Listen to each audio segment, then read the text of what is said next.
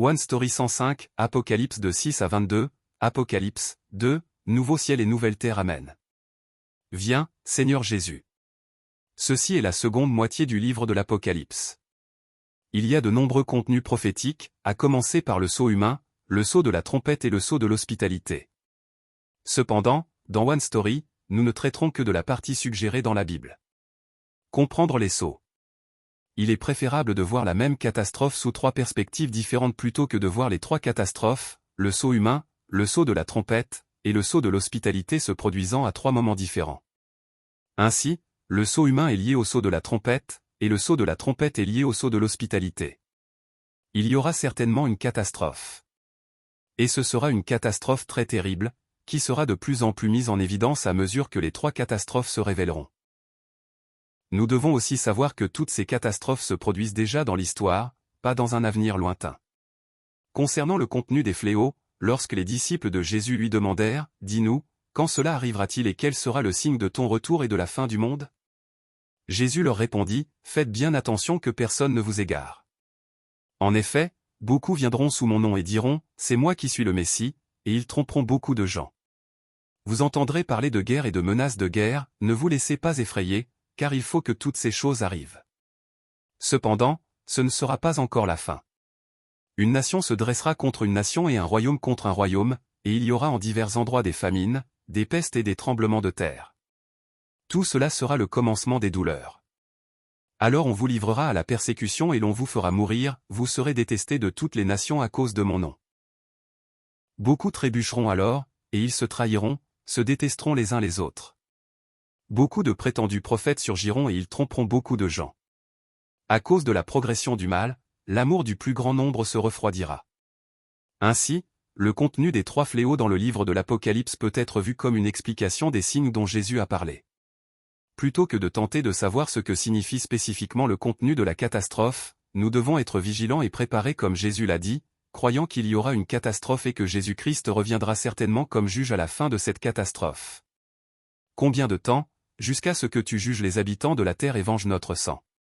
Lorsque le cinquième sceau parmi les sceaux humains fut ouvert, j'en vis sous l'autel les âmes de ceux qui avaient été tués à cause de la parole de Dieu et du témoignage qu'ils avaient maintenu, qui criaient d'une voix forte. Jusqu'à quand, Maître saint et véritable, tarderas-tu à faire justice et à venger notre sang sur les habitants de la terre? Ce n'est pas un cri de ressentiment disant venger notre sang, mais il est bon de le voir comme les peuples de Dieu, déjà martyrisés pour leur foi, demandant à Dieu, « Dieu, quand le royaume complet de Dieu se réalisera-t-il? Le grand jour de leur colère est arrivé, et qui peut subsister? Je regardai quand l'agneau ouvrit le sixième sceau, et il y eut un grand tremblement de terre. Le soleil devint noir comme un sac de crin, la lune entière devint comme du sang, et les étoiles du ciel tombèrent sur la terre, comme les figues vertes d'un figuier secoué par un vent violent. Le ciel se retira comme un livre qu'on enroule et toutes les montagnes et les îles furent écartées de leur place. Les rois de la terre, les grands, les chefs militaires, les riches, les puissants, tous les esclaves et les hommes libres se cachèrent dans les cavernes et dans les rochers des montagnes. Et ils disaient aux montagnes et aux rochers, « Tombez sur nous et cachez-nous loin de celui qui est assis sur le trône et loin de la colère de l'agneau. » En effet, le grand jour de sa colère est venu, et qui peut résister? Au temps de Dieu, le jugement viendra sûrement, et ce jugement sera un jugement sévère duquel personne ne pourra s'échapper. Le salut appartient à notre Dieu, qui est assis sur le trône, et à l'agneau. Après le sixième sceau au milieu de la catastrophe des humains, j'en vis une grande foule que personne ne pouvait compter, provenant de toute nation, tribu, peuple et langue, debout devant le trône et devant l'agneau, vêtus de robes blanches et tenant des branches de palmier dans leurs mains, criant d'une grande voix. Le salut est à notre Dieu qui est assis sur le trône et à l'agneau. Tous les anges qui se tenaient autour du trône, des anciens et des quatre êtres vivants se prosternèrent, le visage contre terre, devant le trône et ils adorèrent Dieu, en disant « Amen. » La louange, la gloire, la sagesse, la reconnaissance, l'honneur, la puissance et la force sont à notre Dieu, au siècle des siècles. Amen. C'est exact. Seul Dieu et l'agneau, qui sont assis sur le trône, sont dignes d'être glorifiés. Dieu essuiera toute larme de leurs yeux. L'un des anciens interrogea Jean à propos de la foule vêtue de blanc, tenant des branches de palmier, et se tenant devant le trône de l'agneau, disant, « Ceux qui sont habillés d'une robe blanche, qui sont-ils et d'où sont-ils venus ?» Jean répondit, « Seigneur, tu le sais. » Puis il dit, « Ce sont ceux qui viennent de la grande tribulation. Ils ont lavé leur robe, ils l'ont blanchie dans le sang de l'agneau. C'est pourquoi ils se tiennent devant le trône de Dieu et le servent jour et nuit dans son temple. Celui qui est assis sur le trône les abritera sous sa tente. Ils n'auront plus faim, ils n'auront plus soif, le soleil ne les frappera plus, ni aucune chaleur brûlante. En effet, l'agneau qui est au milieu du trône prendra soin d'eux et les conduira aux sources des eaux de la vie, et Dieu essuiera toute larme de leurs yeux. C'est exact. Au temps de Dieu, Dieu essuiera toutes les larmes des enfants de Dieu.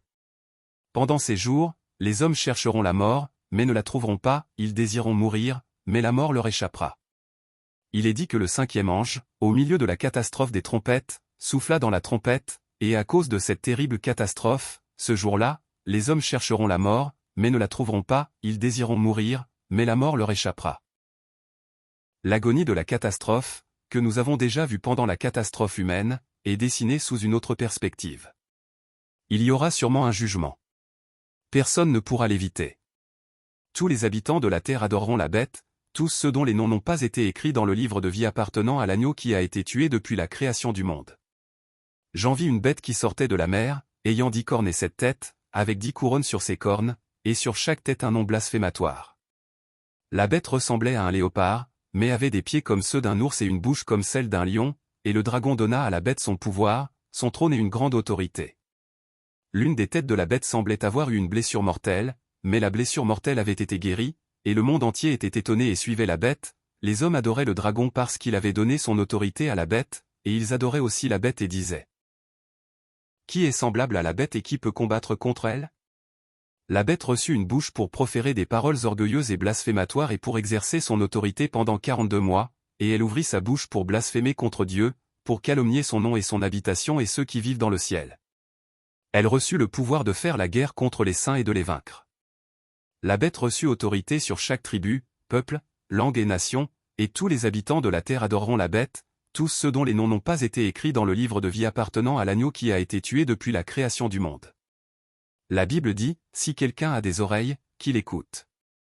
Ceux qui n'ont pas été choisis par Dieu avant la création du monde croient que ce monde, qui est sous le contrôle de Satan, est tout, et vivent en croyant que ce monde, qui n'est que temporaire, est éternel.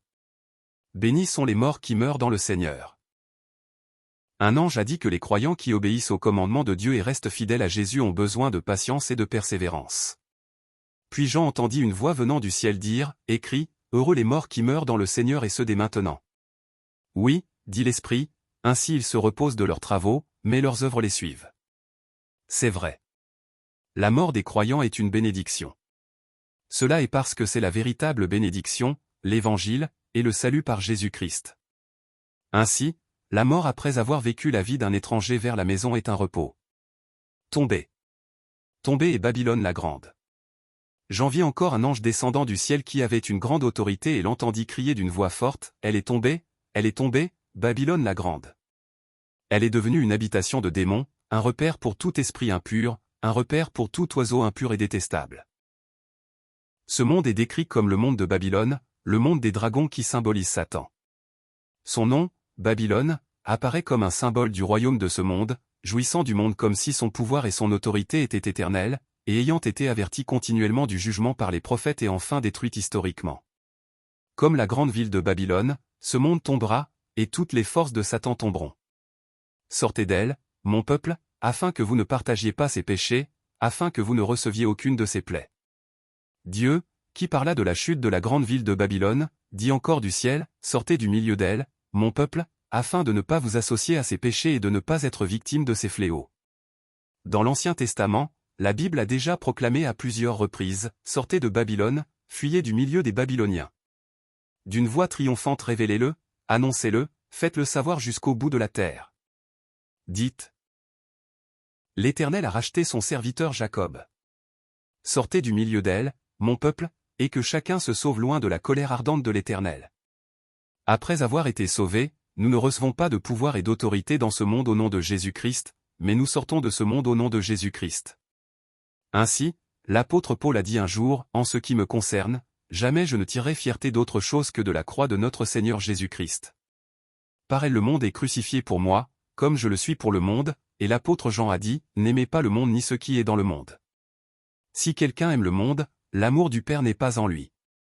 En effet, tout ce qui est dans le monde, la convoitise qui est dans l'homme, la convoitise des yeux et l'orgueil dû aux richesses, vient non du Père, mais du monde. Alléluia, Alléluia, Alléluia. Jean entendit dans le ciel comme la voix forte d'une foule immense qui disait « Alléluia ». Le salut, la gloire et la puissance sont à notre Dieu.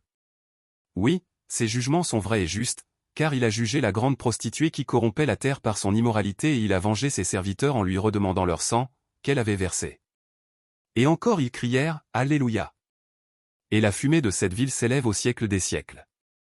Les 24 anciens et les 4 êtres vivants se prosternèrent alors et adorèrent le Dieu qui est assis sur le trône en disant « Amen ». Alléluia. Louez notre Dieu, vous tous ses serviteurs, vous qui le craignez, petits et grands. Puis j'entendis comme la voix d'une foule immense. Elle ressemblait au bruit de gros sauts, au grondement de forts coups de tonnerre, et elle disait « Alléluia ». Car le Seigneur, notre Dieu Tout-Puissant, a établi son règne. Réjouissons-nous, soyons dans la joie et rendons-lui gloire, car voici venu le moment des noces de l'agneau, et son épouse s'est préparée. Il lui a été donné de s'habiller d'un fin lin, éclatant, pur. En effet, le fin lin, ce sont les œuvres justes des saints. Et l'ange dit encore à Jean, écrit, heureux ceux qui sont invités au festin des noces de l'agneau. Puis il ajouta, ces paroles sont les véritables paroles de Dieu. Le temps vient. Le temps où le peuple de Dieu louera, craindra et glorifiera seulement Dieu arrive. Et nous devons espérer cette festin par notre style de vie chaque jour. Si le nom de quelqu'un n'était pas trouvé écrit dans le livre de vie, il fut jeté dans le lac de feu. J'en vis les morts, les grands et les petits, debout devant le trône. Des livres furent ouverts. Un autre livre fut aussi ouvert, le livre de vie. Les morts furent jugés conformément à leurs œuvres, d'après ce qui était écrit dans ces livres. La mer rendit les morts qu'elle contenait, la mort et le séjour des morts rendirent aussi leurs morts, et chacun fut jugé conformément à sa manière d'agir. Puis la mort et le séjour des morts furent jetés dans l'étang de feu. L'étang de feu, c'est la seconde mort. Tous ceux qui ne furent pas trouvés inscrits dans le livre de vie furent jetés dans l'étang de feu. Quand ce jour viendra, un lieu de demeure éternelle sera déterminé par le livre de vie. Nouveau ciel et nouvelle terre. J'en vis un nouveau ciel et une nouvelle terre. Les anciens cieux et la terre disparurent, et la mer d'où sortait la bête avec 10 couronnes et 7 têtes disparut également. Et à nouveau, j'en vis la sainte cité, la nouvelle Jérusalem, descendant du ciel, préparée comme une épouse toute prête pour son mari. Puis Jean entendit une voix forte provenant du trône, disant, j'entendis une voix forte venant du ciel qui disait, voici le tabernacle de Dieu parmi les hommes. Il habitera avec eux, ils seront son peuple et Dieu lui-même sera avec eux, il sera leur Dieu. Il essuiera toute larme de leurs yeux, la mort ne sera plus et il n'y aura plus ni deuil, ni cri, ni douleur, car ce qui existait avant a disparu.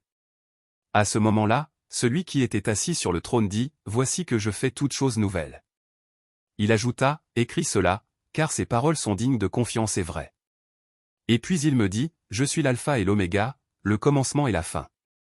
À celui qui a soif, je donnerai à boire gratuitement de la source de l'eau de la vie. Le vainqueur recevra cet héritage, je serai son Dieu et il sera mon fils. Quant aux lâches, aux incrédules, aux pécheurs, aux abominables, aux meurtriers, à ceux qui vivent dans l'immoralité sexuelle, aux sorciers, aux idolâtres et à tous les menteurs, leur part sera dans l'étang ardent de feu et de soufre. C'est la seconde mort. Maintenant, après que tous les processus dans ce monde soient terminés, les cieux, la terre et la mer auront disparu, et dans les nouveaux cieux, la nouvelle terre, et le royaume éternel de Dieu, nous deviendrons le peuple complet de Dieu. Il n'y a plus de temple là-bas. Parce que le Seigneur Dieu Tout-Puissant et l'agneau en sont le temple. La ville n'a pas besoin du soleil ni de la lune pour l'éclairer, car la gloire de Dieu lui donne de la lumière, et l'agneau est sa lampe. Les nations marcheront à sa lumière, et les rois de la terre y apporteront leur splendeur. Ce jour-là, ses portes seront ouvertes et ne seront jamais fermées, car il n'y aura plus de nuit là-bas.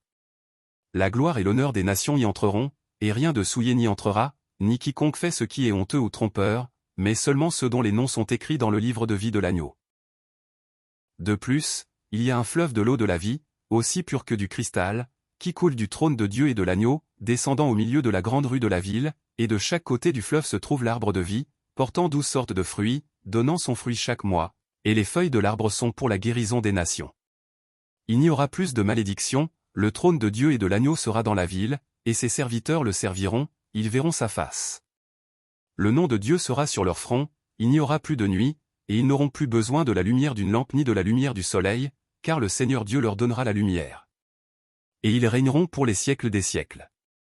Dieu proclama, « Je serai votre Dieu, et vous serez mon peuple », et cela se réalise ici par le seul zèle de Dieu. Oui, je viens bientôt, Amen. Viens, Seigneur Jésus. Voici maintenant la conclusion de l'Apocalypse. Jésus-Christ envoya son ange pour montrer à ses serviteurs les choses qui doivent bientôt arriver. Et Jésus-Christ dit, « Voici, je viens bientôt. Heureux celui qui garde les paroles de la prophétie de ce livre. » Jésus-Christ dit encore, puis il ajouta, « Ne marque pas du sceau du secret les paroles de la prophétie de ce livre, car le temps est proche. Que celui qui est injuste commette encore des injustices et que celui qui est sale se salisse encore, mais que le juste pratique encore la justice et que celui qui est saint progresse encore dans la sainteté. Voici, je viens bientôt et j'apporte avec moi ma récompense pour traiter chacun conformément à son œuvre. Je suis l'alpha et l'oméga, le premier et le dernier, le commencement et la fin. » Et Jésus-Christ a occupé le droit à l'arbre de vie, et heureux ceux qui lavent leurs robes, afin qu'ils puissent passer par les portes de la ville, et dehors sont les chiens, ceux qui pratiquent la magie, les impurs sexuellement, les meurtriers, les idolâtres et tous ceux qui aiment et pratiquent le mensonge. Et il proclama, « Moi Jésus, j'ai envoyé mon ange pour vous attester ces choses dans les églises. Je suis le rejeton de la racine de David et son descendant, l'étoile brillante du matin. » Puis, quand l'Esprit et l'épouse disent, « Viens. » Ceux qui entendent disent, « Viens. » Et que celui qui a soif vienne, et que celui qui veut prenne gratuitement de l'eau de la vie. Jésus-Christ dit à tous ceux qui entendent les paroles de la prophétie écrites dans ce livre, « Je le déclare à toute personne qui écoute les paroles de prophétie de ce livre, si quelqu'un y ajoute quelque chose, Dieu lui ajoutera les fléaux décrits dans ce livre. Et si quelqu'un enlève quelque chose aux paroles du livre de cette prophétie, Dieu enlèvera sa part de l'arbre de la vie et de la ville sainte décrits dans ce livre. » Et une fois de plus il dit, « Oui, je viens bientôt. » C'est vrai. Notre Seigneur Jésus-Christ viendra bientôt. Il vient dès maintenant. Devant Jésus-Christ qui dit, « Oui, je viens bientôt », nous devons être le peuple de Dieu qui proclame, « Amen. » Viens, Seigneur Jésus. Après toutes les souffrances de ce monde, notre Seigneur Jésus-Christ viendra comme le roi des rois. Le premier ciel, la première terre et la mer disparaîtront, et le royaume éternel de Dieu, le nouveau ciel et la nouvelle terre, sera préparé. Dieu accomplira la volonté parfaite de Dieu avec un zèle inébranlable. Le Seigneur Jésus-Christ revient. Amen, viens Seigneur Jésus, Alléluia.